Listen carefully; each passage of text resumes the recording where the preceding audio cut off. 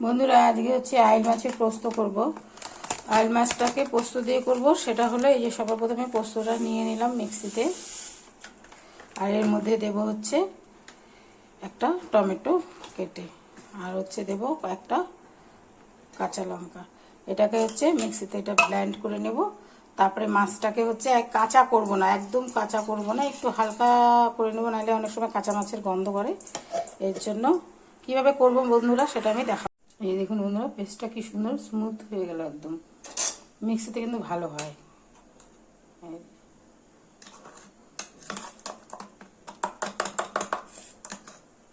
এগুলোর গন্ধটা চলে যায়, কেননা হচ্ছে কেমন একটা আস্তে আস্তে গন্ধ থাকে না মাছের, সেই জন্য এটাকে লেবু দিয়ে মাখিয়ে রাখলাম। লেবু দিয়ে মাখিয়ে রাখার পর বন্ধুরা আবার একটু জল দিয়ে, সুন্দর ফ্রেশ জল দিয়ে হচ্ছে এটাকে ধুয়ে নিতে হবে, ঠিক আছে। এখন একটু হলুদ আর একটু লবণ দিয়ে মাখিয়ে নেব। কড়াইতে তেল দিয়ে দিয়েছি, এখন হচ্ছে মাছগুলো দিয়ে দেবো।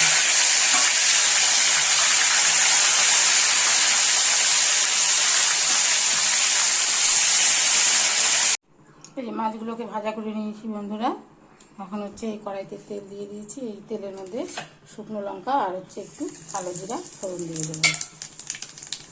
গুঁড়ো মশলার মধ্যে দেবো একটু ধনে গুঁড়ো, লাল লঙ্কার গুঁড়ো, গরম মশলার গুঁড়ো, পোস্ত, কাঁচা লঙ্কা আর টমেটোর যে পেস্টটা করে রেখেছি সেটা হচ্ছে এর মধ্যে এখন পোস্ত, কাঁচা লঙ্কা আর হচ্ছে টমেটো পেস্টটা দিয়ে দিলাম। এর মধ্যে এই গুঁড়ো মশলাগুলো অ্যাড করে দেবো। এর মধ্যে দেবো হলুদ, আর দেবো হচ্ছে লবণ, একটু মিষ্টি অ্যাড করে দেবো। এখন একটু ধনে পাতা অ্যাড করে দেবো।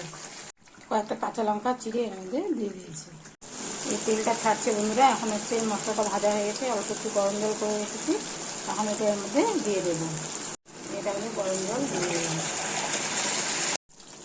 ঝোলটা হয়ে এসছে বন্ধুরা, এখন হচ্ছে মাছগুলো ঢেলে দেবো।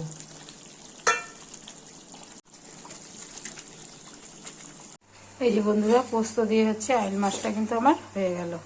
আপনারা এইভাবে করে খাবেন, যদি ভালো লাগে তাহলে অবশ্যই লাইক, শেয়ার, কমেন্ট করতে কিন্তু ভুলবেন না। খুব একটা টেলটেলা ঝোলও হবে না, খুব একটা মানে গাঢ়ও হবে না, ঠিক আছে, যাতে হচ্ছে ভাত দিয়ে মেখে খেতে পারে। গ্রেভিটা মোটামুটি এরকম হবে।